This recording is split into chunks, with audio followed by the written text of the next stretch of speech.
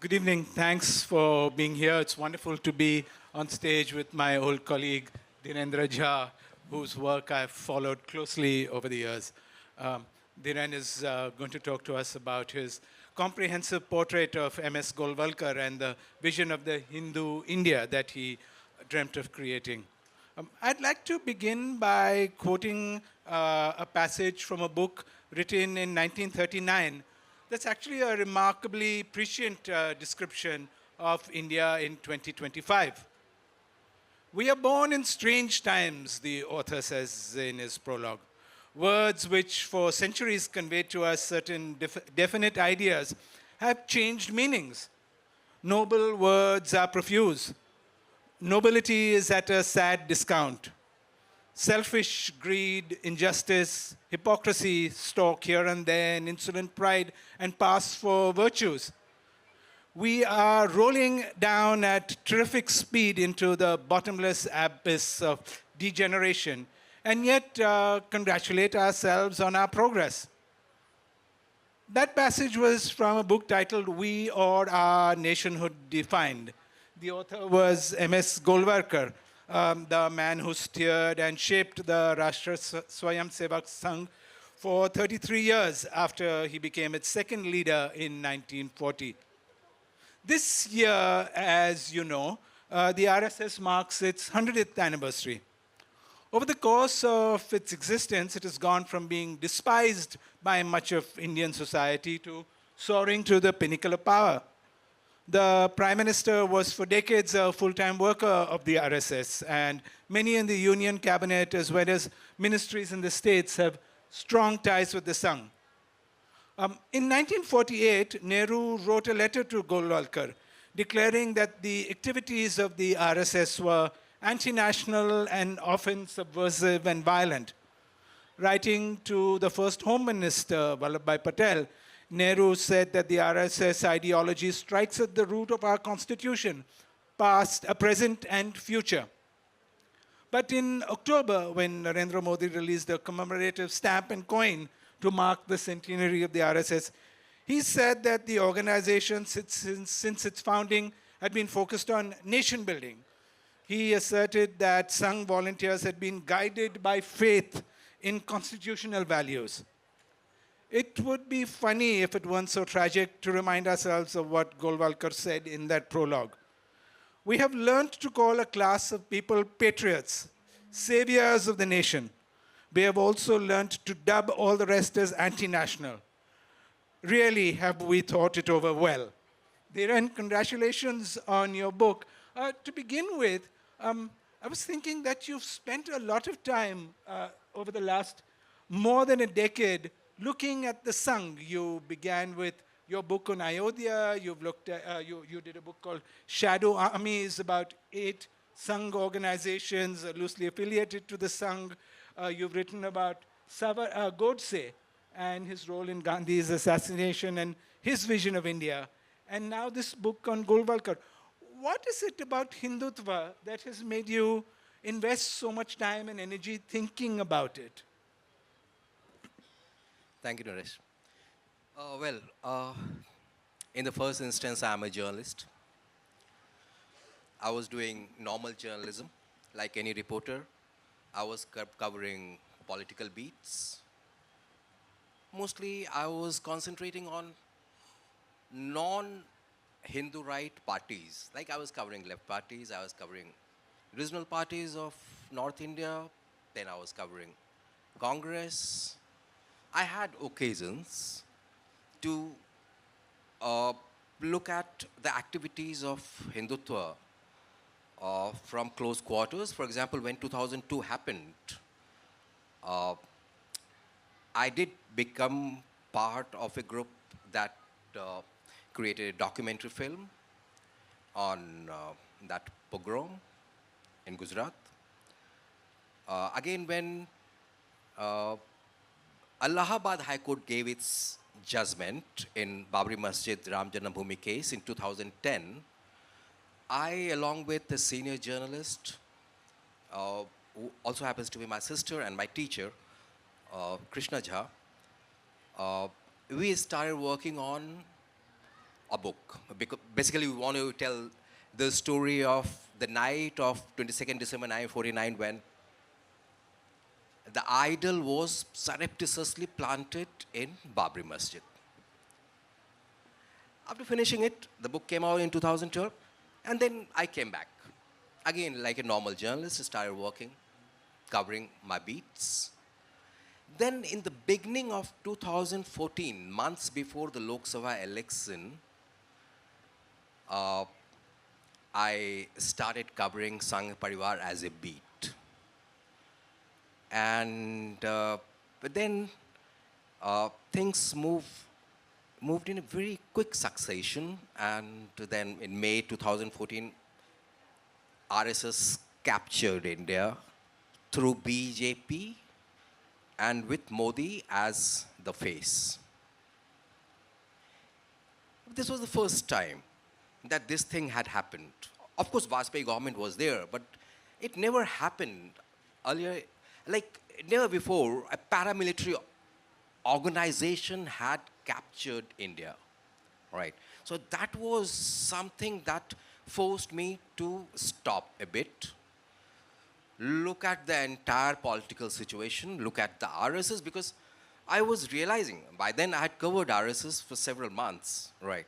And one thing was clear to me, that whatever was known about RSS was based on stuff that were produced by pro-RSS writers, and that too after the assassination of Mahatma Gandhi. So there were so many lies. So I wanted to, like, tell the real story as a journalist to people. So I started visiting archives. I started coming across to new facts. I started putting those facts in the form of journalistic pieces. But then I also started working on fringe organizations. So that is how shadow armies came. Then since I wanted to understand the role of sadhus and akharas and Hindu religious organizations, so ascetic games came. And then I realized that, I was not being able to do justice either with journalism or with my research, that is archival journalism, because by then I had shifted completely to archival journalism. And so I quit Scroll. And then Caravan asked me to do a profile of Godse. I did that, but then the kind of records I stumbled upon, those records were very revealing. They were telling me that, all these decades, we had learned that Godse had left RSS long before he killed Gandhi. All right. Now, the records were telling me, the archival records were telling me, including records which were seized from the Nagpur headquarters of RSS after Gandhi's assassination, those records were telling me that he never left RSS. He killed Gandhi as a man of RSS. Right. So this was a big revelation to me. That is why I thought that, 10,000 or 12,000 word piece was not enough to tell the entire story, so that book. And because, all these investigations, whichever thread I pick up, I realized that, all those threads were leading me in the same direction to the same man, and that was Golwalkar. So once I finished Godse book, then, it was obvious. Golwalkar had by then become an enigma for me. So I had to do this. Tell us a little about Golwalkar's early life. Some biographers would have us believe that when he was born, drums sounded from the Bhosle Palace in Nagpur, predicting that he was destined for greatness. We're told that he was a sharp boy with a prodigious memory who knew the Bible better than his British teachers. Later, when he went on to do a BSc at the Banaras Hindu University, we're told that his thirst for knowledge was insatiable. And RSS website says that Golwalkar was once bitten by a scorpion, but that didn't stop him from studying. When a fellow student asked him how he could concentrate through all that pain, the young mother was said to have retorted, "Well, the scorpion bit my foot, not my mind." What did you find out about his early life and his academic career? Well, a lot of lies have been told to us. Uh, Golwalkar, in fact, himself participated in that process. For example, uh, and see, what happened was, immediately after the assassination of Gandhi, many of his supporters, under his own guiding will, they started writing his biography. And obviously, they were telling a lot of lies. He was ordinary student, of course, but he was not very good a student, right? His father was a school teacher. He wanted him to become a doctor. But those days, admission used to take place on the basis of marks. He couldn't get that much marks, right? So he couldn't manage to get admission. And then he joined Banaras Hindu University, did his MSc from there in zoology. He was very religious minded since his childhood, very Brahmanistic. He was Brahmin, he was quite conscious of his caste. And so uh, that is how, then he wanted to do PhD, he wanted to become professor. And see, a lot of failures actually led him to RSS. He was not really interested in becoming RSS leader. First he wanted to become a professor. Had he become a professor or had he become a lawyer after that, had he not failed in becoming a Ramakrishna Mission monk, then perhaps he would never have gone towards RSS. But since all those things happened, and he was left with no other option, right? As a Brahmin who was failing again and again, that was one of the traits for people in Maharashtra, in Marathi-speaking areas of Bombay Presidency and central provinces, to move towards RSS, right? So it's typical of that in that sense. Yeah. So we'll come back to that later. But so we, or our Nationhood Defined, sort of brought him to some prominence. It was finished just as the drums of war were beating in Europe. Hitler was, Nazis were on the rise. Mussolini's fascists were gaining power. What vision of India did Golwalkar sketch in that book? Well, this is important question, Naresh, for today's India. See, there are three ideological texts for RSS. One, of course, is Savarkar's 1923 book, which gives the five foundational ideology to RSS. And it was on the basis of that book, from the milieu of that ideology, which is there in the 1923 book of Savarkar, that RSS was formed as the first Hindutva outfit. The second book is 1939 book of Golwalkar, We Are Our Nation Redefined. And the third one came much later. It is a collection of his speeches, writings, etc., which was published in 1966. And now, first and the last book, that is Savarkar's 1923 book and Golwalkar's 1966 bunch of thoughts. These books would give you analysis of the past and present. 1939 book of Golwalkar, We Are Our Nation Redefined, is the only book that would give you the blueprint, ideological blueprint, on which RSS has been working since then, which we have seen being implemented in India for the last 1 decade, right? Now, that is why this book, the vision that he expresses in this book, which is quite frank, in fact. And, this is very interesting that when you have terrible ideas, you don't hide it, you reveal it. Hitler wrote Mein Kampf. Golwalkar wrote We Are Our Nation Redefined. So,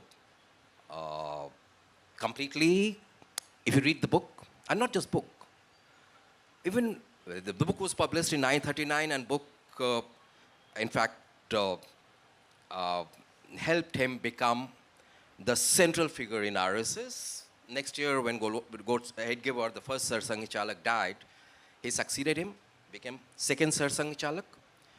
But even during 40s, in RSS camps, he was expressing the same view that you find in 939 books. All right.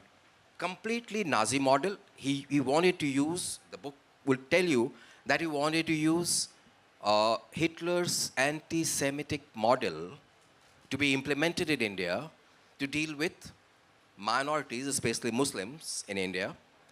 And that same sentiment he expresses in camps also.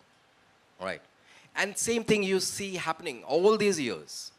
Right. That is why this book is central to the understanding of RSS. That is the vision of this book. So tell really us briefly important. what he said about who belonged and what he says about the minorities. Sorry. What did he say about who belongs to the nation? Yeah, so that question was answered by Savarkar himself. All right. So see, Golwalkar is writing and operating in a setup which was created by Savarkar's Essentials of Hindutva. All right. Now, Essentials of Hindutva had defined that this nation belongs to Hindus, minorities are foreigners. Again, this was not his original idea. You see, this man, Savarkar, before going to jail, he was anti-British. He was, when he was in London doing his law, or when he was, even before that, when he was in India, he was Tilakite. And of course, he was a Hindu nationalist, but then, like other Hindu nationalists, his target was British. It was only when he was taken to Andaman Nicobar in a cellular jail, then he starts getting desperate. So in that process, this Hindutva basically comes out when two desperations meet. All right. Now, this is important to understand because then it would become very easy to understand why RSS or Golwalkar or Headgever did what they did. All right. These two desperations were basically, one, Savarkar's desperation to get out of jail, British government's desperation to implement its policy of divide and rule at a time when Mahatma Gandhi was trying to bring Hindu-Muslim unity at the core of freedom movement. First, all India mass movement had been launched in the under the name of non-cooperation Khilafat movement, right? And Hindu-Muslim unity was established. So British was desperate to, divide them. So if you look at the mercy petitions that Savarkar is writing, right since beginning, I mean, he was taken to jail in 1911, and that year onwards he started writing mercy petitions. Last two petitions would give you the first hint as to where he is moving, and then the book would come, right? So in earlier mercy petitions, he's saying that, all right, I'll remain loyal, so I won't do any such thing again. But in 1920, and that was the time when Gandhi had started attending Khilafat meetings. But the nation, Congress had started preparing nation for a non-cooperation movement. And so that is when Savarkar writes his second last mercy petition, and from Andaman Nicobar jail. And he says that apart from all those stuff which he was writing in his earlier mercy petitions, he, for the first time, says that he could be useful for the British. Your enemy and my enemy are the same. He was then shifted from cellular jail to mainland prison. Then in 1921, he writes his last mercy petition, elaborates that point a bit more. Then in 1923, he's still in jail. he writes the book. Months after that, he was released. All right. And in that context, I mean, January 924, he was released, and by late 924, the process of establishing RSS begins. Right. Now, in that context, RSS was formed. Okay. Now, once that context, that becomes the foundational objective of the RSS, you know. So, all other people who were writing or who were taking decisions for the RSS, they were operating from that perspective only. You know, that is why when Hedgewar was celebrating 10 years of RSS in 1935, he says that he calls British government as an act of providence. All right. The whole idea was to tell Hindus that Indian Muslims are your enemies, not Britishers. All right. So this is the context. In this context, everybody is operating. I wanted to go back to something you said earlier about Maharashtra. Now, Maharashtra is a state also which has a very strong progressive tradition. And yet, this strain emerges of an exclusionary majoritarianism. What were the historical forces that led the RSS to spring from Nagpur and draw so many of its early followers from that region? Well, so I was thinking sometime back,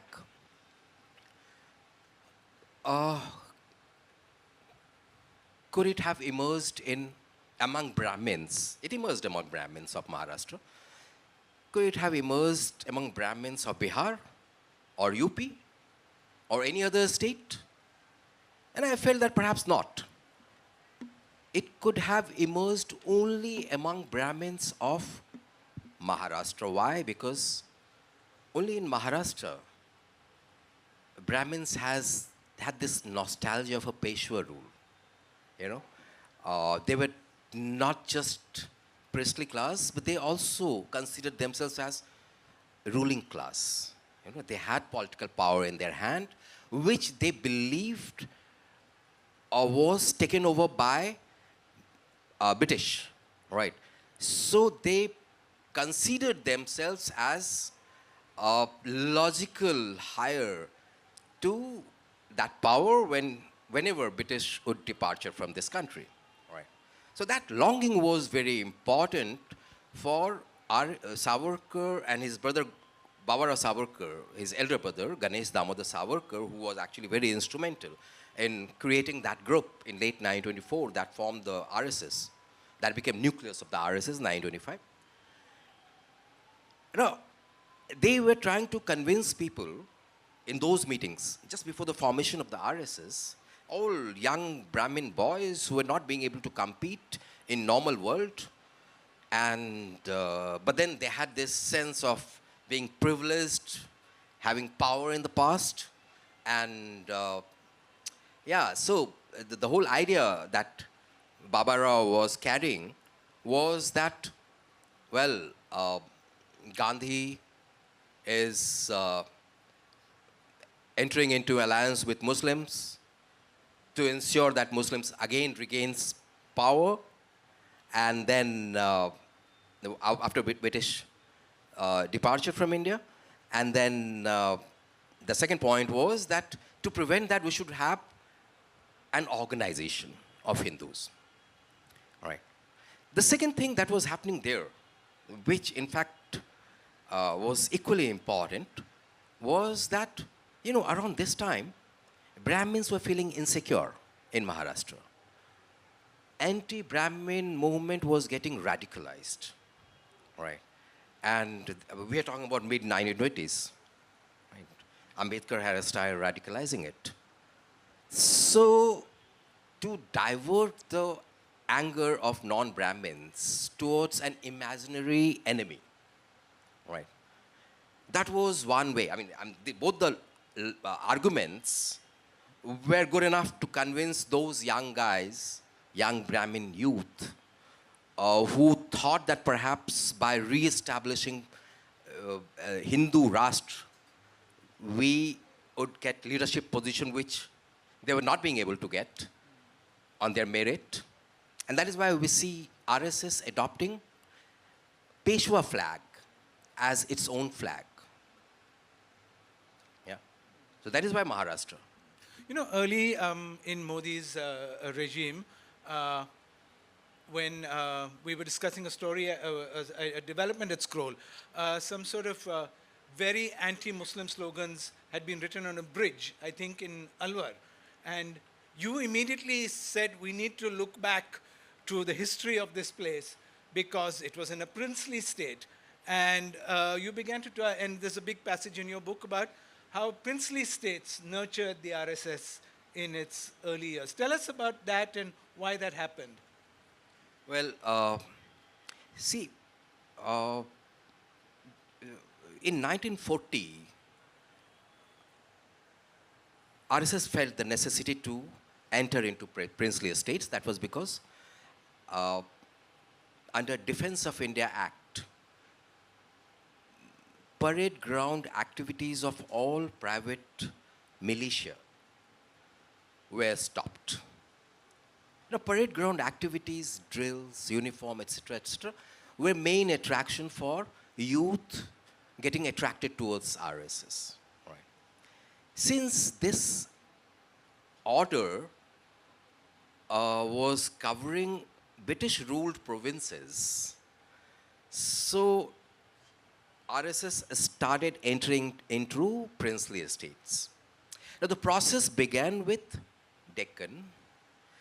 The chief Sangha Chalak of RSS of Maharashtra Prant was Kasinath Bhaskar Limai. Although the headquarter of Maharashtra Prant was Pune, but he was operating from Sangli. Sangli was a princely state. So he played a key role in this. And very soon they started getting success in places like Meraz, Kolhapur. Sangli already was a stronghold. And so that was the initial phase in which Golwalkar realized that, and Golwalkar, yes, had become Sarsanga Chalak by then. Just few months after that, this order came. And he realized that, princely estates could be one area where RSS could keep itself alive in case there is some problem in British-ruled provinces. Right. That was the time when slowly RSS also tried to enter into some other princely estates, like in North India. That was the first time. 1940 was the first time when RSS tried to start its operation in Jammu and Kashmir, for example.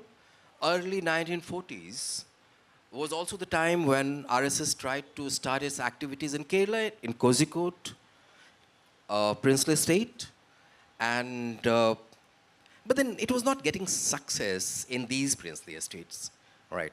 Only towards late 1946. Now, that was the time when this order continued till mid-1946. That was when the order was removed, when they could operate freely in British-ruled provinces. But then by then, partition had become imminent, right? So that was fueling a lot of panic, fear, anger. And so that created a ground for the RSS to exploit those emotions.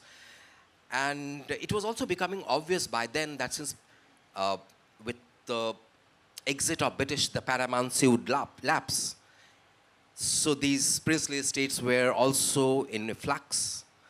And Praja movements, which were against monarchies, those movements in princely estates were also gaining ground. Now, RSS entered in Alwar, Bharatpur, Rajputana, princely estates of Rajputana, or even in Kozhikode, several, even Kashmir, Jammu and Kashmir, as loyalist forces. See, again, this is related to their foundational thing, right? They emerged as loyalist force for British, to do the bidding for British, all right? Here also they entered as loyalist force for the rulers in these princely states, right? So they obviously they got patronage. In Kozhikode also, for example, the Nair king extended patronage to RSS, and Alwar and Bharatpur became very important, you know, and because that was also the time when we see that RSS started surrounding Delhi. And Delhi, of course, was the nerve center, and like Western Uttar Pradesh, Alwar, Bharatpur. So some kind of coup d'etat was in the air. You know, how do we understand this? In which princely states were playing important role. In 1945, that was the time when elections were to be held. After assassination of Gandhi, a diary was seized from Nagpur headquarters of the RSS. And that diary is basically a conversation in which Devras, Balasaheb Devras, who later succeeded Golwalkar as chief of RSS, Devras is explaining to some of the important Karyakartas of RSS as to what is the meaning of Guruji's statement, Golwalkar's statement, that we are apolitical. So he is saying that, well, it means that we are not going to take part in election, we are not going to field candidates, we are not going to do campaigning openly. It means that we will concentrate on building organization, expanding shakhas, so that at one point, when Guruji gives a call, we can seize the power. Now, this is there in the diary, right? Now, this is the understanding of politics of Guruji, of Golwalkar, right? So, with this understanding, actually, the RSS started its build-up in and around Delhi, in which princely states like Alwar and Bharatpur became important because there they could get all kind of training, all kind of ammunitions, all kind of support, which aligned with the ambitions of rulers also, right? Because that was the time when a lot of attacks on Muslims were also happening in these princely states, right? So this is the entire context in which I was talking about Alwar. Right. The RSS and Golwalkar faces its crucial moment with the assassination of Gandhi when it is banned. What did Golwalkar do at that time to secure the organization? And he did that all the way until his death in 1973, I think. What were the structures he created? What were the strategies he used? Yeah, so that was the most delicate and desperate phase for the RSS. And, this assassination actually changed everything. Like, they were thinking that the anger which was being generated in the aftermath of partition was actually, they thought that that anger was actually coming in the form of support to them. But it was basically anger more than support to RSS or Hindutva outfits. So, when Gandhi assassination happened, there was a backlash against them. Also, government took action because government was not being able to take action. I mean, there were talks of banning RSS way back in November 1947 when AICC happened in Delhi. But that was not being enforced by the government because of several reasons, because of contradictions within the government, Congress government, and Congress party as such. But once assassination happened, then even that section of Congress, which was quite reluctant in those years, in those months basically, to take action against RSS, even that sections didn't have any other option but to go for it.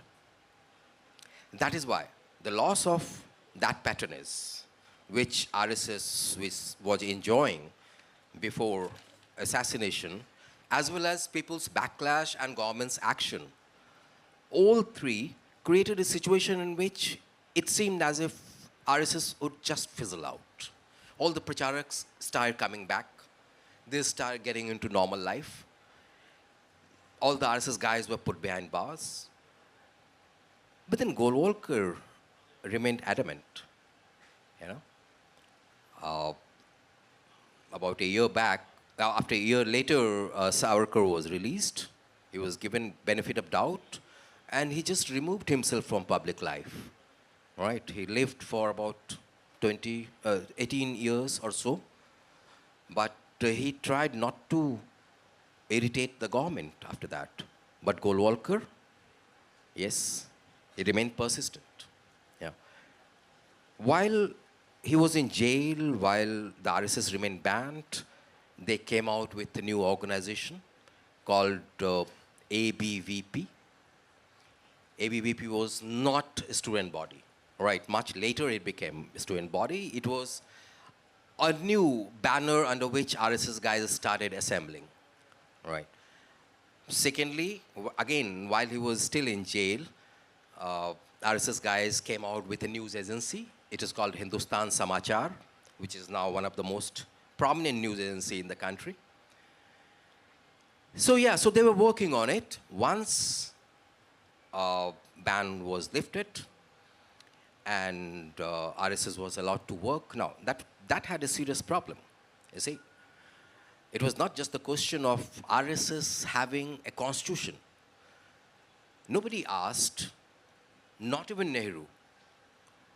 I was not expecting Patel to ask this question, but even Nehru didn't ask this question as to what is the role of a paramilitary organization in a democracy. I mean, people often say that RSS is not registered. There is no legal provision to register a paramilitary organization. You know, paramilitary organizations are part of fascist regimes. They are not part of democracy. There is no provision in constitution or anywhere. You can't register paramilitary organization. So this question was not asked, right? Because this question was not asked, so they were allowed to work in the manner they were working, all right? And gradually they started picking up, you know, all those hidden emotions were very much there, and they came to surface as soon as they got absolute majority in parliament. You know, suddenly Nathuram became a cult. Yeah, that's it. I think we've been told that we need to open the session up to questions. I have, of course, lots more questions for you, but Rolo.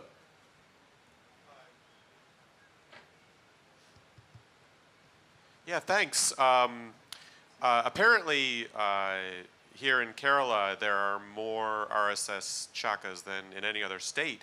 It's a very popular organization here, but the BJP has had very little electoral success in Kerala. What do you think accounts for that seeming contradiction?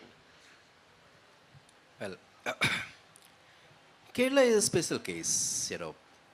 Of course, initially, RSS entered Kerala in 40s itself, and sometime in 1947, there was a conversion. Two brothers, Muslim brothers, got converted to Hinduism. They were married to Hindu girls. Then they were murdered.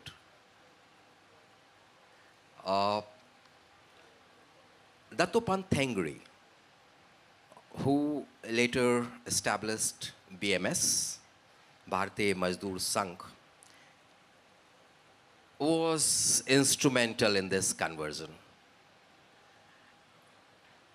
So that was when, so he was the first important pracharak who came to Kerala.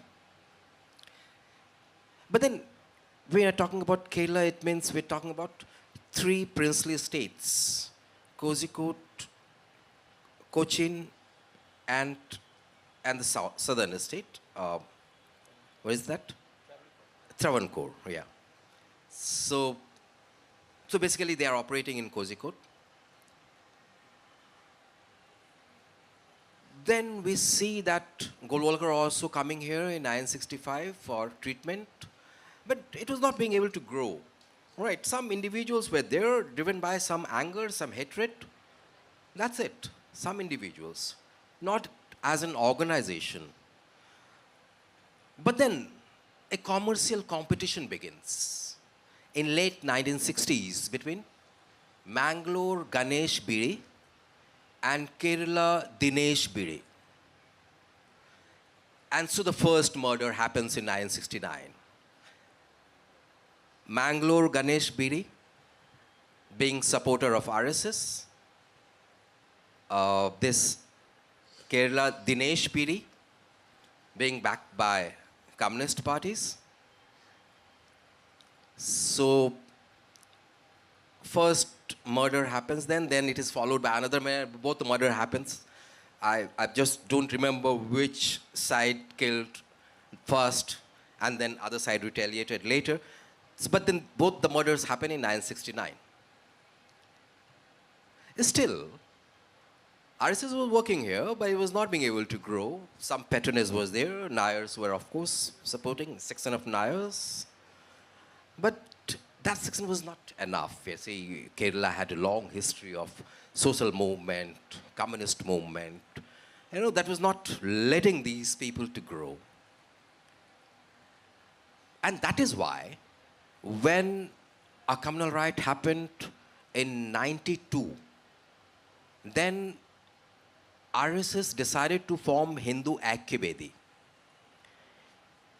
And now Hindu Aikyavedi started laying ground for polarizing Hindus against minorities. Right. Now in this process, so Kumnam Rajsekharan, who later shifted to BJP, he was made president of BJP perhaps a few years back. And yeah, so basically it was Hindu Aikyavedi with main focus on liberating temples from Devasham boards, right? With the argument that minority-controlled religious places do not have government interference, so why should temples be under government?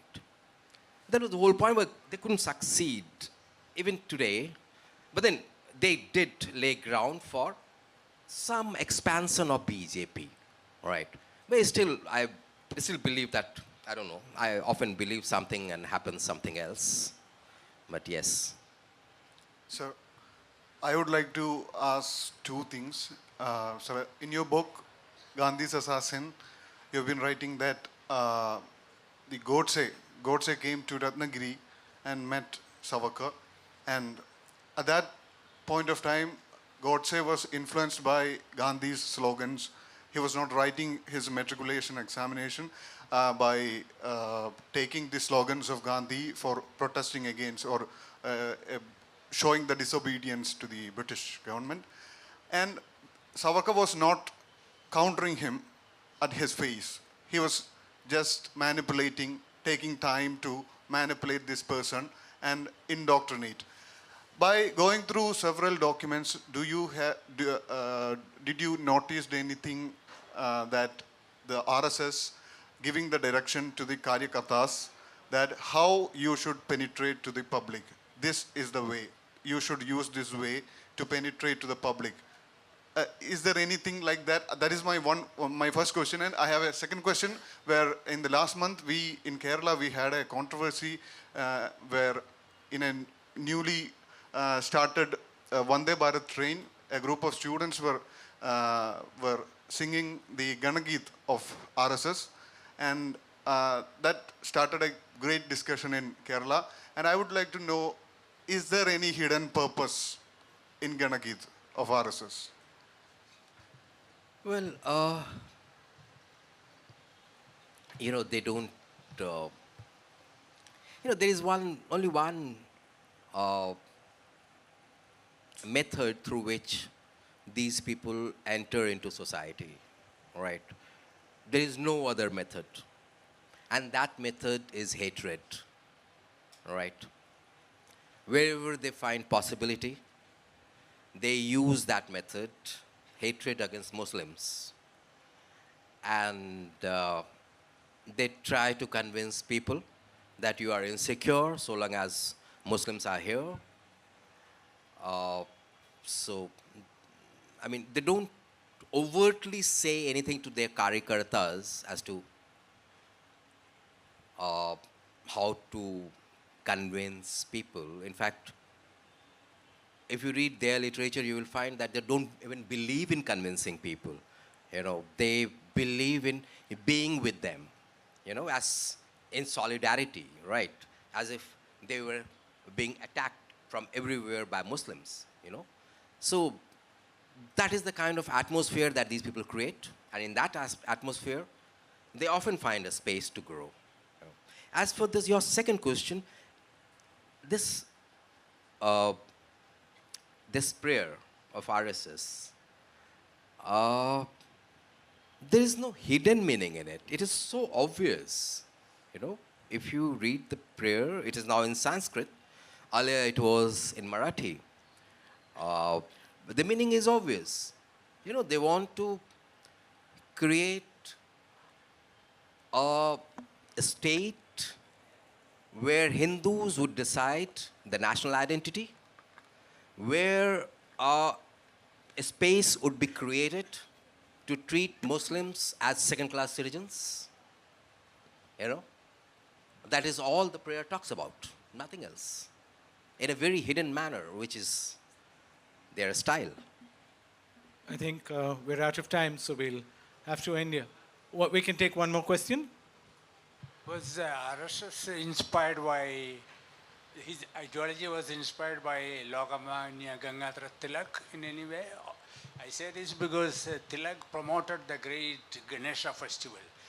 It was a small one, in a big way during Tilak's time. So.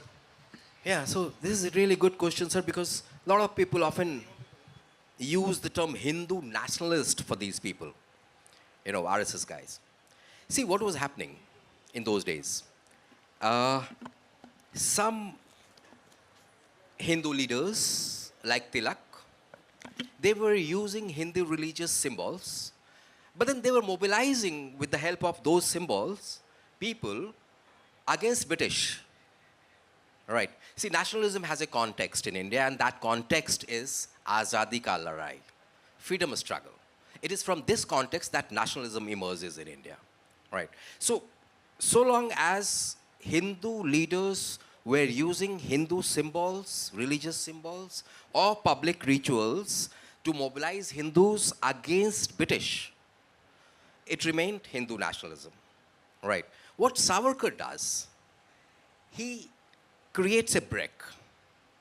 Savarkar is trying to convince, through his Hindutva, he is trying to convince Hindus that your interest, Indian Hindus, that your interest is not compatible, is against the interest of Indian Muslims, and that you are more compatible with your British rulers. You know, so your enemy should not be British rulers, but Indian Muslims. You see, this target is shifted. The moment you have shifted the target, you are no longer doing anything close to nationalism, right? Now, Tilak was Hindu nationalist till his death. But Savarkar was Hindu nationalist before going to the jail. He was Tilakite, and he was also targeting British.